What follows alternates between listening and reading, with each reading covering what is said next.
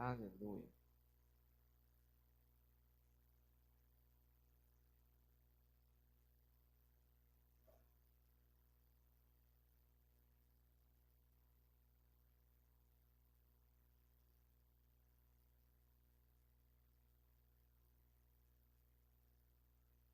Pois bem, graça e paz da parte de Deus. Mais uma vez eu pergunto, está tudo bem com vocês? Está online já? Tá? Então graça e paz, você que está em casa também, seja bem-vindo.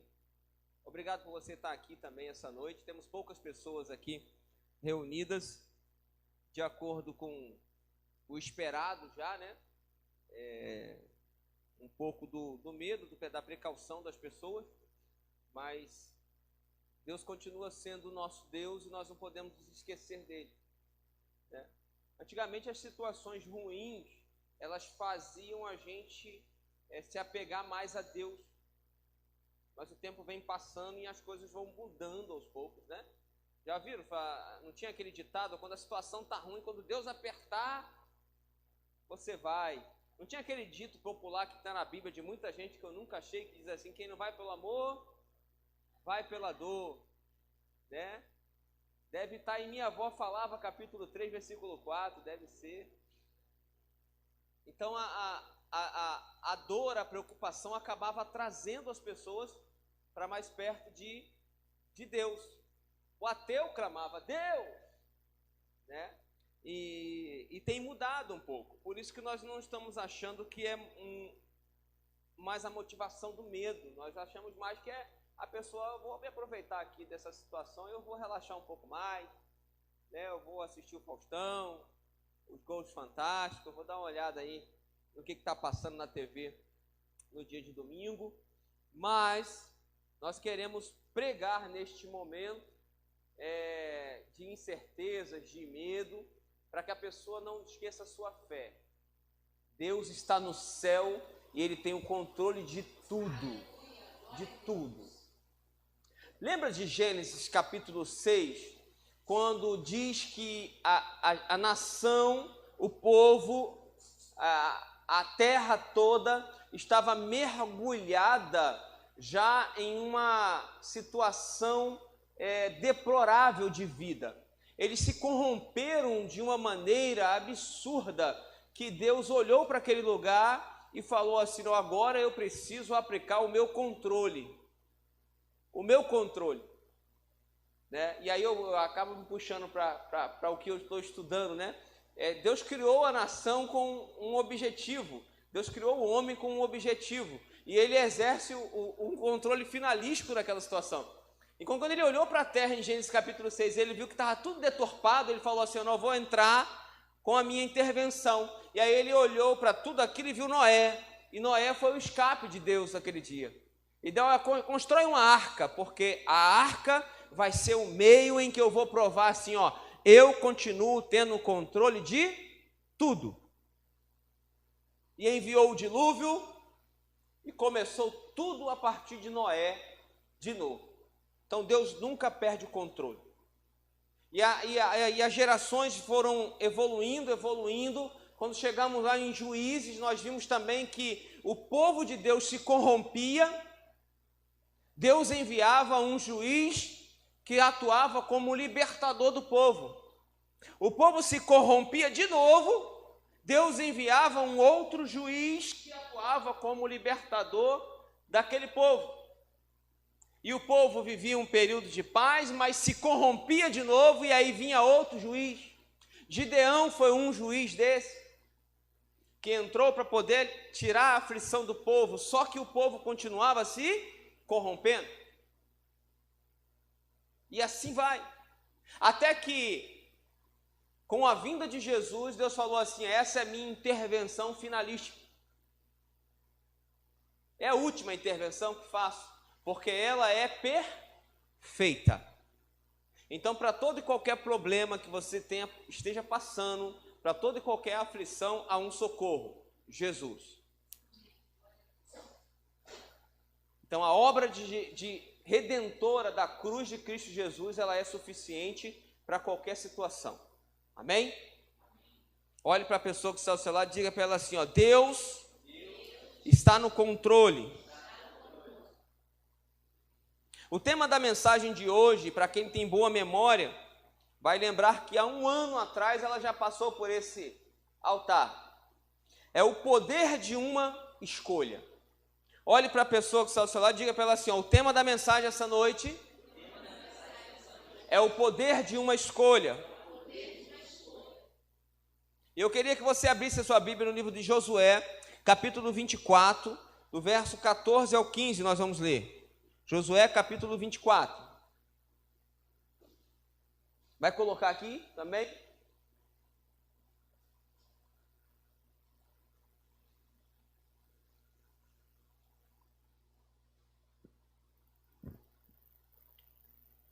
Diz assim Josué capítulo 24.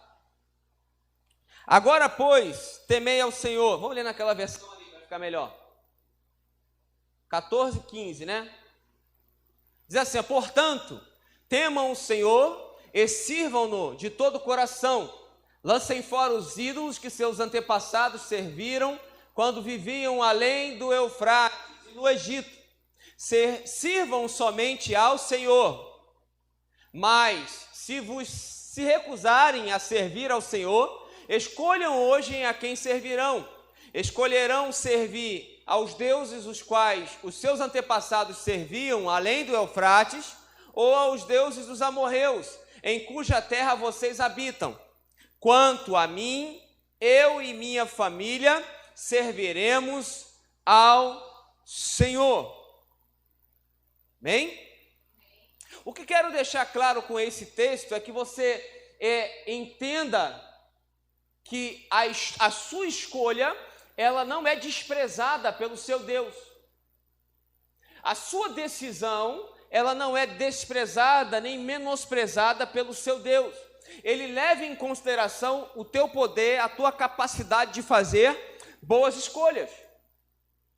Quando Josué vai ao povo direcionado por Deus e ele dá essa palavra, ele não impõe ao povo um Deus, ele impõe ao povo uma decisão, uma escolha. Escolhei hoje a quem servir. Então, quando o Deus, Criador dos céus e da terra, ele dá esse poder a nós, é para que você tenha um cuidado com as suas escolhas. Já viu quando a pessoa chega para você e fala assim, não, você decide o que você quer? Não dá um medinho de escolher? Quando teu pai e a tua mãe, não, você que vai decidir, escolhe aí. Pensa bem no que você vai fazer. Ou então quando alguém chega para você e diz, ó, pensa bem no que você vai dizer agora. E aí você fica na sua cabeça escolhendo o que você vai dizer. Então, quando Deus chega para você, através da boca de Josué, e diz assim, ó, escolhei hoje a quem servir. Ele te dá uma opção de escolha, é para que você entenda que as suas escolhas, elas não são banalizadas por Deus, e elas não podem ser banalizadas por você. Vai fazer escolha, pense com cuidado e com carinho. E eu escrevi uma introdução para vocês aqui. Diz assim, ó, e em todo momento de nossas vidas nós somos postos ante as escolhas. Eu posso até dizer que viver é um intenso confronto com escolhas. Você escolhe o seu namorado ou sua namorada, não é verdade? Ou alguém aqui, não, foi minha mãe que escolheu para mim. Não, ninguém aqui vive nisso, né? Alguém é cigano aqui, descendente de cigano? Não? Então tá bom. Muçulmano? Então foi você que escolheu sua namorada, a pessoa que está do seu lado aí como esposa, como namorada, foi você que escolheu, não foi? Então a vida é escolha. E eu tenho certeza que você escolheu bem. Você escolhe com quem vai se casar, escolhe a sua profissão, escolhe a sua religião. Esse poder foi dado pelo próprio Deus, lá no Éden. Quando Deus criou o jardim do Éden, Ele não tirou do jardim do Éden a árvore do conhecimento do bem e do mal. Ele simplesmente deu ao homem o poder de escolher. Ele falou, não coma nela. Não toque. A árvore continuou lá. Você como pai, você pode dizer para o seu filho assim, ó, não toque nessa faca. E deixar ela lá. Mas como você é um pai cuidadoso, você vai fazer o quê? Você vai guardar a faca. Porque você sabe que o seu filho não tem condições de escolher. A gente viu o Breno, né, que é o meu sobrinho, que tem 2 anos de idade, mas tem 10 centímetros de altura só. Ele estava lá a minha casa no 2º piso, ele estava lá debruçado na mureta, chamando a avó dele lá embaixo. E ele subiu um degrauzinho, escalou lá um beiral e com o peito aqui, ó, chamando a avó. Aí eu não dei a ele o poder de escolha, né? A gente vai lá e tira ele de lá. Mas o poder de escolha foi dado por Deus no Éden, por quê? Porque Deus podia muito bem ter tirado a árvore do Éden. Concorda comigo? Mas ele quis deixar o homem com esse poder tão maravilhoso, com essa responsabilidade tão maravilhosa. Ele disse assim, ó, tudo é teu, mas a árvore do conhecimento do bem e do mal, aquela que está no meio do jardim, ela não toca. Ela é minha. Não toque nela. Então, a partir desse momento, o homem ele pôde desfrutar do poder de escolha, que é muito importante. Eu digo lá na empresa e aonde eu passo, né, e às vezes a gente está trabalhando, pega uma labuta tão pesada, tão árdua, e eu brinco com as pessoas assim, sabe o que aconteceu isso? É porque a gente não estudou. Sabe por que a gente está sofrendo agora aqui, ó? Está ouvindo a voz da sua mãe não? Falando, estuda, menino. Não dá um eco assim, da mãe falando, estudando, estuda. E a gente não estudou na época. E aí, dá nisso daí. A gente acaba vivendo algumas coisas em virtude das nossas escolhas. É verdade ou não é? Você fez as suas escolhas. Você antecipou algumas escolhas ou atrasou algumas decisões. E isso vai trazer consequências sobre a tua vida. Para fazer as nossas escolhas, nós temos que ter um senso de prioridade muito grande. Porque as nossas escolhas, elas têm o poder de interferir no plano de Deus para a sua vida. Pasmem os senhores. E esse é o primeiro ponto, o plano de Deus. E aí eu queria trazer um outro exemplo, eu queria que você abrisse sua Bíblia no livro de 1 Samuel, capítulo 9. Diz assim, né? Lá em 1 Samuel, capítulo 9, nós vamos encontrar a história da escolha de Deus por um homem chamado Saul. Eu quero ler com você do verso 15 ao verso 17. Havia um homem, esse é o 15? No dia anterior à chegada de Saul, o Senhor tinha dito a Samuel, Samuel era o profeta, vai, amanhã por volta desta hora enviarei a você um homem da terra de Benjamim, você o ungirá para ser líder do meu povo, Israel. Ele os livrará dos filisteus, pois olhei para meu povo com misericórdia e ouvi o seu clamor. Quando Samuel viu Saul, o Senhor disse, este é o homem de quem lhe falei, ele governará o meu povo. Consegue compreender? E aí a gente joga por terra também, com certeza você ouviu já alguém pregar isso, né? Que Davi foi escolhido por Deus e Saul foi escolhido pelo povo. Esse texto demonstra e mostra para a gente muito claro de que quem escolheu Saul, diga, foi o próprio Deus. O profeta Samuel foi até Saul já com a determinação de Deus. Eu vou te mostrar quem é o homem. E esse homem governará o meu povo. Aqui finaliza, aqui termina o período dos juízes. Na palavra de Deus, é o primeiro rei de Israel, vem Saul, e Deus escolhe Saul para reinar. E ele é escolhido por Deus, de uma linhagem muito bem escolhida. Ele era da família de Benjamim. Benjamim era o irmão mais novo e irmão de sangue de José, José do Egito. Lembra de José do Egito? E qual o que tem de brilhante nisso? Porque os irmãos de José traíram José, jogaram José em uma cova, venderam José como escravo, mentiram para o pai deles, dizendo, mentiram para Jacó, José morreu, as feras comeram ele. Mas quem não participou disso? Somente Benjamim, porque era muito bebezinho na época. Então Benjamim não tinha em suas mãos o sangue da mentira dos seus irmãos. Ele não tinha o peso da calúnia com a traição de seus irmãos. Então, dos irmãos de José, o único que não participou do complô contra José foi Benjamim, do qual veio Saul, escolhido por Deus para ser rei de Israel, o primeiro rei de Israel.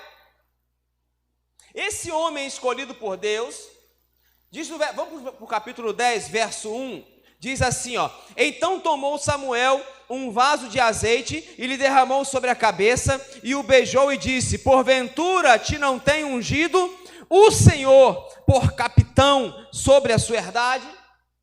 Repita comigo, quem ungiu Saul foi o Senhor. Então entenda que Deus tinha planos para Saul. Deus tinha planos, como teve planos para a criação lá no Éden, para Adão e para Eva. E esses planos para Adão e Eva foram influenciados, foram mudados por influência das suas escolhas. Então, todas as vezes que você e eu estivermos diante de escolhas a fazer, tome cuidado, porque elas podem mudar os planos de Deus a teu respeito. E como nós ensinamos aqui nesse lugar, os planos de Deus são melhores que os seus, porque os planos deles são de paz e não de mal, para vos dar um fim que você deseja. Ou seja, Deus está dizendo que os meus planos estão ligados à realização dos seus sonhos.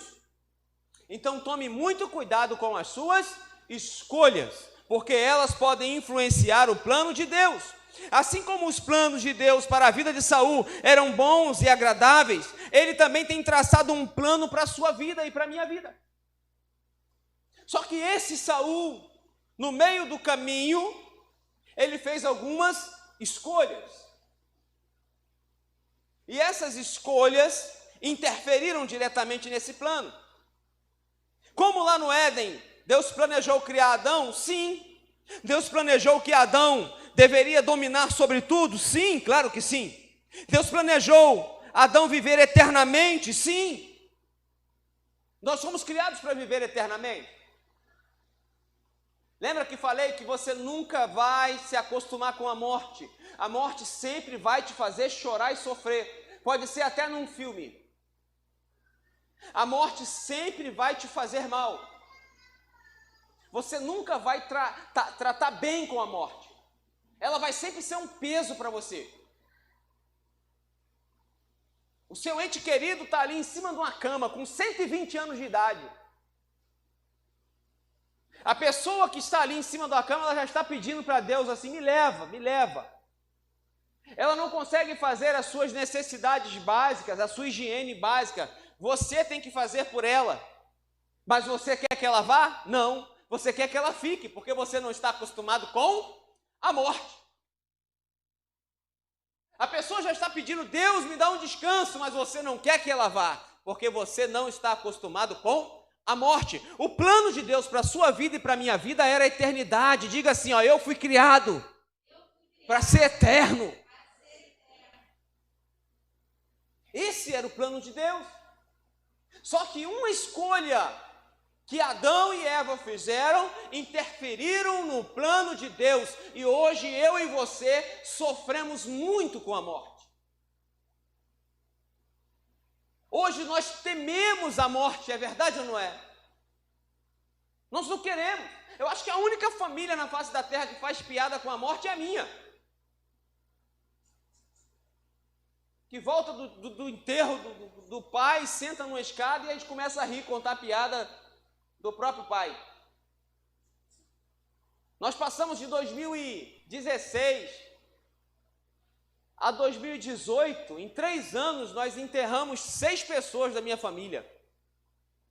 E qual era o comentário? Rapaz, a gente vai entrar em extinção, gente. Se continuar nessa onda. Tirei uma foto atrás de uma mesa, eu, minha irmã e minha mãe. Eu falei, só tem a gente agora. O que vamos fazer agora? E foi indo. Aí chegava lá para a família que casou, né, com a nossa família, os tios, né, de consideração, na realidade, né, o irmão da minha mãe casou com a minha tia lá e uniu as famílias, e aí a gente chegava, não, gente, agora tem que ser da família de vocês, pelo amor de Deus, dá uma folga pra gente, dá uma folga pra gente, que já foi muito aqui, em 3 anos vai 6 cabeças, não dá não, é muito choro para levar. Mas a gente não acostuma com a morte.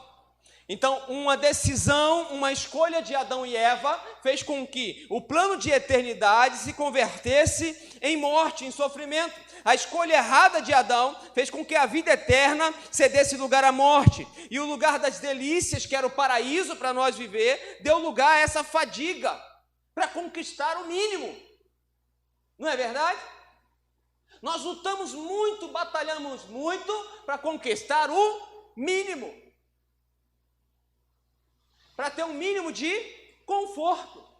E vivemos em uma sociedade que o governo diz assim, não, que o mínimo que você precisa é isso aqui, ó, R$ 1.045 dá para uma família de pai, mãe e 2 filhos viver tranquilamente. Garantir saúde, educação, alimentação, lazer, cultura. Dá para você pagar um show de R$ 100 tranquilo para o teu filho assistir, dá para você pagar um ingresso de cinema de 30, comprar uma pipoca de 50 com refrigerante, e assim vai. Dá para você pagar um colégio de 300, 500 reais, em Queimados tem colégio que cobra aí R$ 600 para uma criança de 5 anos pintar a Turma da Mônica o dia todo. Hoje, ou seja, o paraíso que era lugar de delícias que Deus sonhou e planejou para mim e para você, por causa da escolha de um homem, se transformou nisso.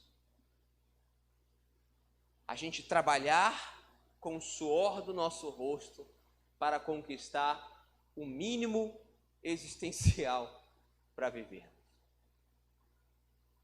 Para podermos desfrutar um pouquinho daquilo que Deus criou para nós. Não é verdade? E às vezes nós somos privados disso. Quem pode mais tem suas praias particulares.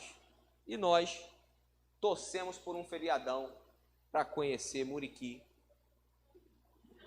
Tacuruçá. E assim vai.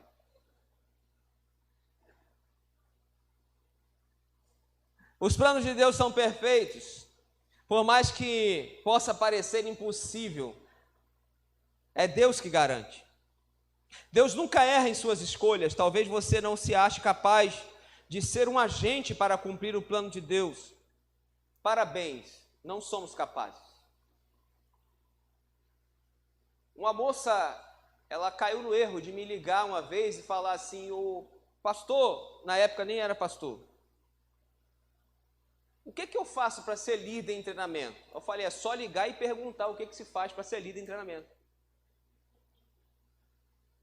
Aí ela não entendeu Não, pastor, eu queria saber o que é que eu faço para ser líder em treinamento. Eu falei, é só ligar e perguntar o que é que se faz para ser líder em treinamento. Ou seja, a partir do momento que você ligou e perguntou, você já é. Então pronto, e acabou. E aí um belo dia eu cheguei para conversar com ela e falei, nós vamos multiplicar a célula e você vai ter a célula lá sua. Mas ela falou assim, mas você me acha capaz? Eu falei, não, ninguém é capaz. Quem é capaz? Eu perguntei para ela. Quem é capaz? Não há capacidade, há disponibilidade de entrar dentro do chamado de Deus e viver esse chamado de Deus. Então, se Deus te escolheu e te chamou, é porque Ele garante. Saul também fez uma escolha.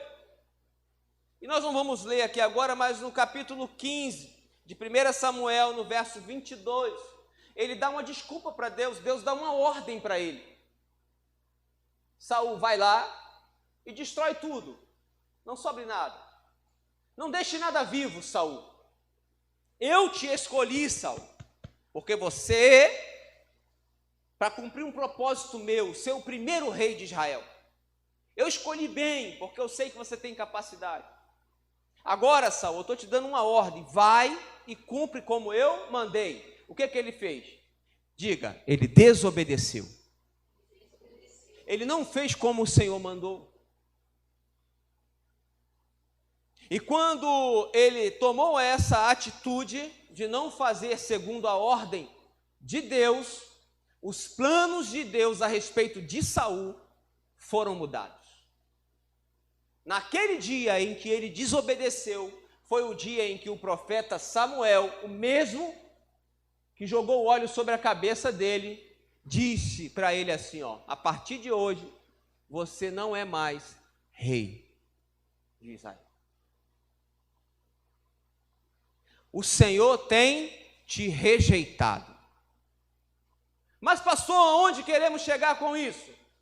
Para que você entenda que as suas escolhas são responsabilidades sua e é uma grande responsabilidade. Está pensando em fazer algo?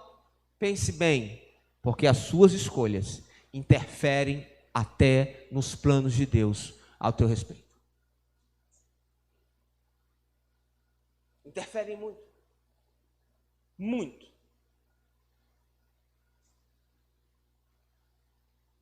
Quarto ponto, é um conselho. Sujeite suas escolhas ao seu Deus. O efeito que o Evangelho deve causar em sua vida é o efeito de mudança. Em 2 Coríntios capítulo 5, verso 17, diz assim, assim que se alguém está em Cristo, nova criatura é. As coisas velhas já passaram, e eis que tudo se fez novo. E a principal mudança está no fato de agora, é que para tudo o que faço, busco orientação do Espírito. Sujeite as suas escolhas à orientação do Espírito Santo de Deus. E isso marca a sua vida como uma vida de mudança do Evangelho. Aceitei a Cristo Jesus, agora eu sou crente. Qual é a real mudança? É a minha roupa? Não. Qual é a real mudança? É o meu corte de cabelo? Não. A real mudança é que a partir de hoje, todas as suas decisões e escolhas vão passar pelo crivo do Espírito Santo. Porque se isso não acontece, pasmem os senhores, me perdoem, mas você ainda não é cristão. Se você ainda faz de acordo com a sua cabeça, se você ainda toma as suas decisões e as suas escolhas, querendo porque querendo, não dando nem aí para a opinião do Espírito Santo, você ainda não é cristão. E quando eu falo crivo do Espírito Santo, a sua escolha é passar pelo crivo de Deus, eu não estou falando passar pelo crivo da igreja, não. Eu não estou falando que as suas escolhas precisam receber a opinião do pastor, não. Eu estou falando que a sua opinião, a sua decisão precisa passar pelo crivo da opinião do Espírito Santo que foi liberado para você. Quando Jesus, diz a palavra de Deus, lá no Gólgota, crucificado, ele expirou e ele disse: Pai, em tuas mãos eu entrego o meu espírito. Diz a história bíblica que o véu que separava o santo lugar do santíssimo lugar, aonde era a presença de Deus reinava, ele foi rasgado, dando acesso a você e a mim a essa presença. Mas pastor, é isso. Então, se você ainda toma suas decisões por sua conta em risco, significa que você ainda não entendeu o que é evangelho no reino de Deus. Eu faço como me der a telha, me der na telha. Eu me visto como me der na telha. Eu frequento os lugares que eu quiser frequentar. Eu vou a hora que eu quiser ir, eu deixo de ir a hora que eu quiser ir. Pasme, você ainda não entendeu o que é o Evangelho de Cristo Jesus. Você ainda não sabe o que é ser orientado pelo Espírito Santo de Deus. Precisamos compreender isso. Não é a igreja que vai dizer o que você deve deixar de fazer ou aquilo que você deve fazer, não. É o Espírito Santo de Deus da promessa que está dentro de você. É Ele que grita dentro de você, mas por muitas vezes nós queremos calar Ele. Calar Ele. Nós fingimos que Ele não está ali, porque nós não queremos a opinião dEle. Por que eu não vou fazer uma tatuagem, pastor? Mas nada diz que é errado, nada diz que é errado. O problema não é a sua tatuagem, o problema é você desprezar a opinião do Espírito Santo quanto ao que você deve ou não deve fazer. Esse é o grande problema. Ah, não foi porque eu fiz uma caveira e não fiz uma rosa. Não, não é isso. Se o dia que você consultar o Espírito Santo e ele falar assim, não faz uma rosa, você faz a rosa, tranquilamente. Mas o grande problema é que nós não consultamos, e eu estou usando só um exemplo, que é o mais polêmico que as pessoas sempre perguntam. As pessoas sempre perguntam. Nós montamos uma escola, esse ano que vem nós vamos começar no início do ano, a escola de maturidade no Espírito, e a escola de treinamento de líderes, que nós chamamos de CTL, aqui. E nós temos alguns temas que nós tratamos lá. E tem um tema que é assim, como decidir por algo que não está expresso na palavra de Deus como certo ou errado. A pergunta é muito clara. Como decidir? Com orientação do Espírito Santo. Mas as pessoas a gente vai tocando a aula devagarzinho, e as pessoas... Mas tatuagem, pastor?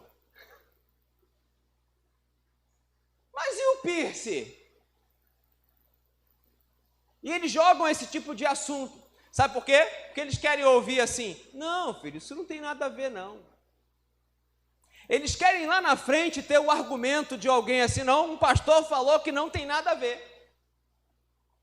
Quando você tem dentro de você o Espírito Santo de Deus para te orientar para fazer ou deixar de fazer qualquer coisa durante a sua vida.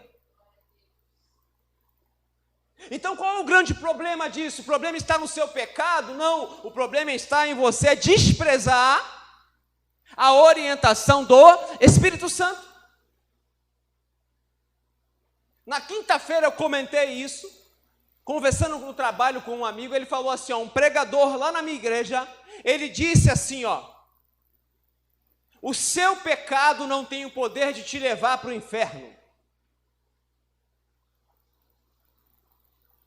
O seu erro e a sua falha não tem o poder de te levar para o inferno. E ele falou que a igreja ficou pasma com a afirmação, mas o pregador logo explicou. O que tem o poder de te condenar é você rejeitar o perdão dado por Cristo Jesus.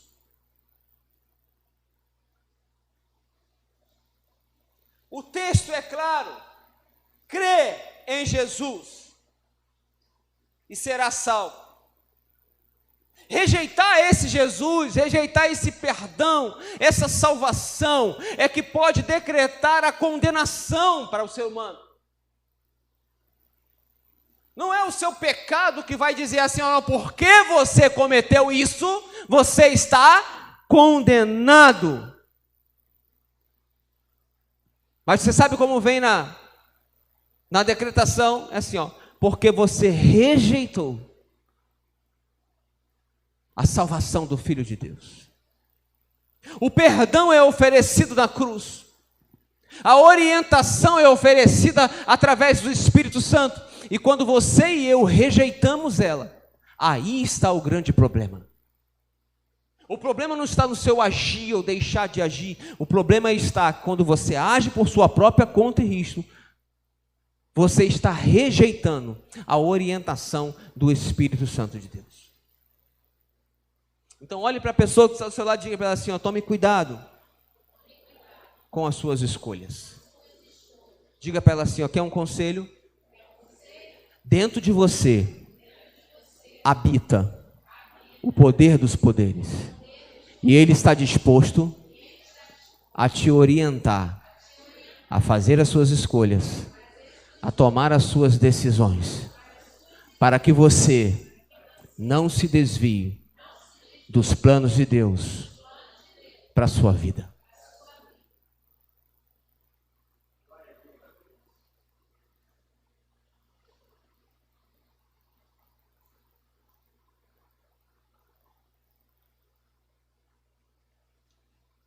Deus te escolheu.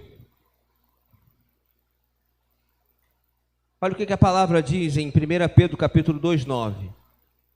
Mas vós sois geração eleita, sacerdócio real, nação santa, povo adquirido para que anuncieis as virtudes daquele que vos chamou das trevas para a sua maravilhosa luz.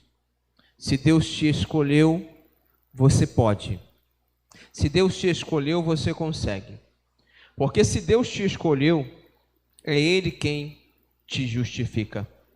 Em Romanos capítulo 8, verso 33 e 35 diz: quem intentará acusação contra os escolhidos de Deus? É Deus quem os justifica.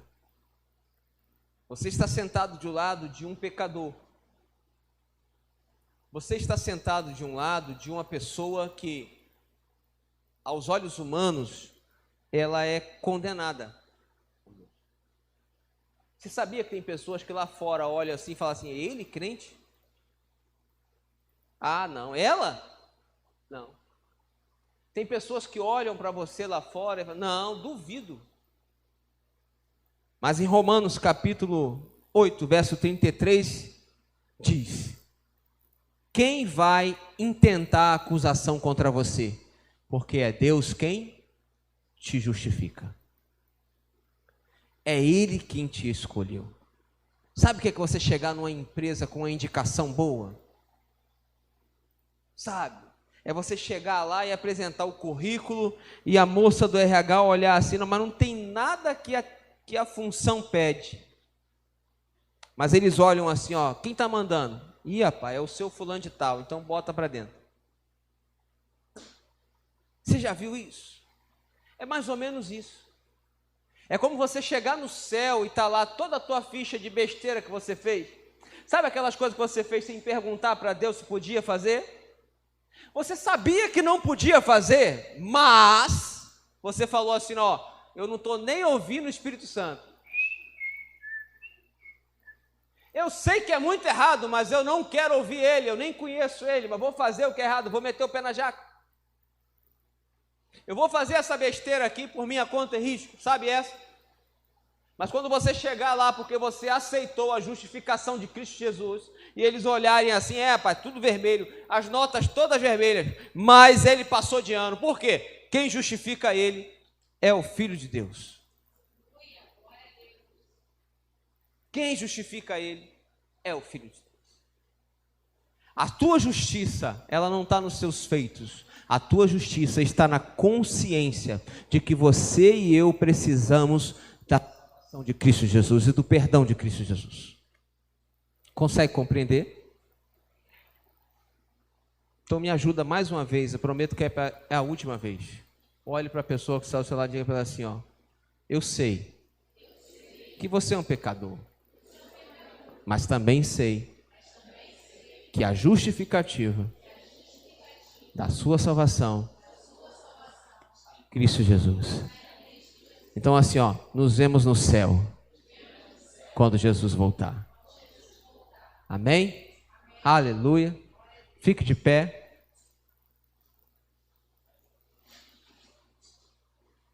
Você que entrou aqui essa noite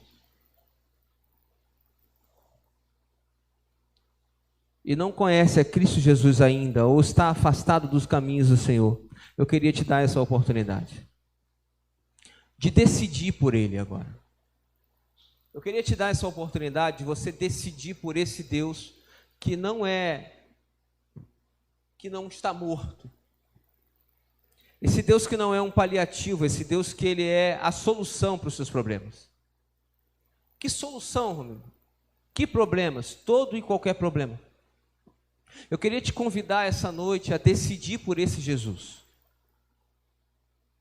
Como entendendo que não há outro caminho.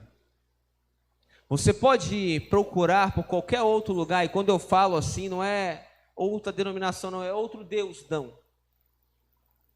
Eu não estou dizendo que você só vai encontrar esse caminho, esse Deus aqui, não. Eu estou dizendo que você vai encontrar salvação, libertação, cura, só em Cristo Jesus. Só nele. Então, se você caminhou a sua vida até aqui e ainda não encontrou esse Jesus, eu estou querendo te dar essa oportunidade agora, de levantar a sua mão e falar assim, ó, eu quero seguir a Jesus até que Ele volte a partir de hoje. Eu não quero ficar para a grande tribulação. Eu quero aceitar Jesus como meu Salvador. Este é o momento. Eu vou orar por você. Feche seus olhos comigo. Pai, nós clamamos a Ti essa noite. A Tua palavra foi lançada e nós acreditamos que ela alcançou muitas e muitas pessoas. Há pessoas assistindo, Senhor, essa mensagem através das redes sociais agora. Há pessoas nesse momento, Senhor, que estão passando por momentos de incertezas, mas nós queremos oferecer para elas agora a única certeza que nós temos, é que Jesus um dia vai voltar para buscar a sua igreja. A certeza que nós temos essa noite, para passar para esse povo, é que a volta de Jesus, ela se aproxima, e ela vai acontecer, custe o que custar. Crises vêm e vão, problemas vêm e vão, mas a palavra de Jesus continua fiel, e Ele disse, eu vou preparar lugar, e quando tiver preparado, voltarei, para onde eu estiver, estejais vós também. Então não abra mão de viver a sua eternidade ao lado de Cristo Jesus. O que oferecemos essa noite é salvação e vida eterna ao lado do nosso Criador. Você foi criado para isso, para viver a eternidade num lugar de delícias, e Jesus prometeu preparar este lugar. Então, em nome de Cristo Jesus, nós anunciamos o Evangelho de Jesus agora e declaramos, erga a tua mão, confesse Jesus Cristo como teu único, suficiente Salvador, e terás a vida eterna ao lado do Pai. O que oferecemos essa noite é algo que vai além da compreensão humana, é algo que vai além da ciência. O que oferecemos essa noite é algo que não pode ser questionado, porque ele é respaldado pela fé em Cristo Jesus. Então nessa noite, tome uma decisão de fazer Jesus Cristo Senhor das suas escolhas e Senhor das suas decisões. Tome uma decisão de viver o Evangelho de uma maneira reta, certa e séria, chamando Ele do teu lado, dizendo: Senhor, me ajude a conduzir a minha vida, porque eu tenho aprendido que a bênção do Senhor, ela enriquece e não acrescenta dores. Então nessa noite, levante suas mãos para Cristo Jesus e diga: eu não abro mão de passar mais uma noite sem ter em mim a certeza de que fui salvo e resgatado por Cristo Jesus. Não perca essa oportunidade aonde você estiver.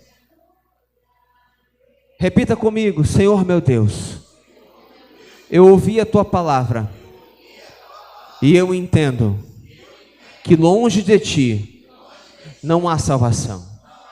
Diga: longe de ti não há caminho, não há vida, não há cura e não há libertação. Eu reconheço que o Senhor é o único capaz de prover salvação eterna para a minha vida. A minha vida, a partir de hoje, está em tuas mãos.